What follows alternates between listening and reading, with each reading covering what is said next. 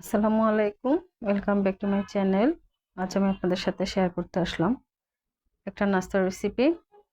যারা আমার ভিডিওটি দেখছেন প্লিজ ভিডিওটিতে একটি লাইক দিয়ে দিবেন এবং আমার চ্যানেলটিকে সাবস্ক্রাইব করে দিবেন। যারা এর মধ্যে আমার চ্যানেলটি সাবস্ক্রাইব করেছেন আপনাদের সকলকে অসংখ্য ধন্যবাদ। আমি যে নাস্তার রেসিপিটা আজকে আপনাদের সাথে শেয়ার করব এটা বাচ্চাদের জন্য খুবই হেলদি। অনেক বাচ্চারাই আছে মাছ খেতে চায় না, তাদের জন্য এই রেসিপিটি তৈরি করে দিতে পারেন।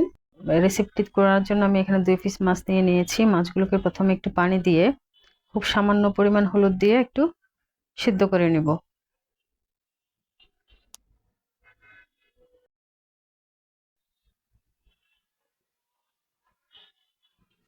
আমার মাছটা সিদ্ধ হয়ে গিয়েছে, 2 থেকে 3 মিনিটের মতো এটা সিদ্ধ করা হয়েছে। এখন আমি মাছটাকে তুলে নিচ্ছি।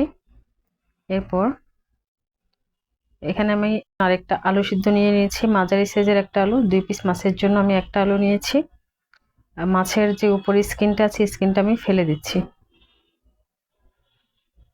এখন মাছের কাঁটাগুলো বেছে মাছটাকে আলাদা করে নিচ্ছি। আলুটাকে ছিলে নিলাম। এরপর দিয়ে দিচ্ছি হাফ টিস্পুন লাল মরিচের গুঁড়ো, হাফ টিস্পুনেরও কম লবণ, আর হাফ টিস্পুন জিরার গুঁড়ো, দুটো পেঁয়াজ কুচি, আদা বাটা হাফ টিস্পুন, রসুন বাটা হাফ টিস্পুন দিলাম, ধনেপাতা কুচি সামান্য পরিমাণ দিয়ে এরপরে আমি আলুটাকে ম্যাশ করে নিচ্ছি এবং মাছের সাথে মিশিয়ে একটা ডো তৈরি করে নিচ্ছি। মিশ্রণটা তৈরি হয়ে গিয়েছে। এখন হাতের তালুতে আমি কিছুটা তেল নিয়ে নিয়েছি। তেল দিয়ে আমি এটাকে বল আকারে শেপ দিয়ে নিচ্ছি।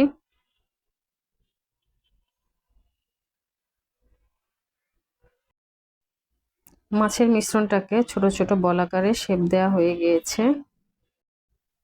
এরপর আমি নিয়ে নিলাম একটি ডিমটাকে ফেটে নিচ্ছি আর নিয়ে নিলাম ব্রেড ক্রাম্ব।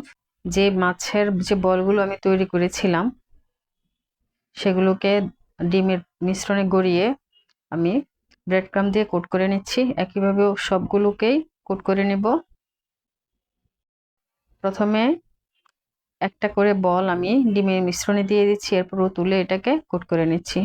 এরপর একটা ফ্রাই প্যানে ভাজার জন্য তেল দিয়ে দিয়েছি। তেলটা মাঝারি আছে। কিছুটা গরম হয়ে আসার পর আমি বলগুলোকে এর মধ্যে দিয়ে দিলাম। এখানে ভাজার সময় খুব সাবধানতার সাথে ভাজতে হবে যেন বলগুলো ভেঙে না যায়। এক সাইড হওয়ার পর খুব আলতো হাতে এটাকে উল্টে দিতে হবে।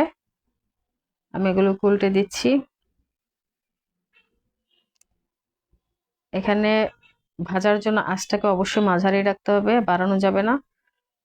এক সাইড ভাজা হওয়ার পর অপর সাইডটা একইভাবে আমি ভেজে নিব।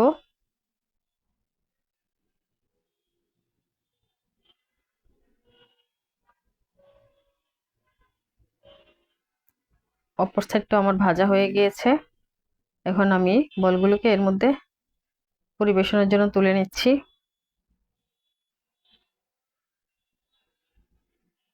তৈরি হয়ে গেল মাছের ফিশ বল।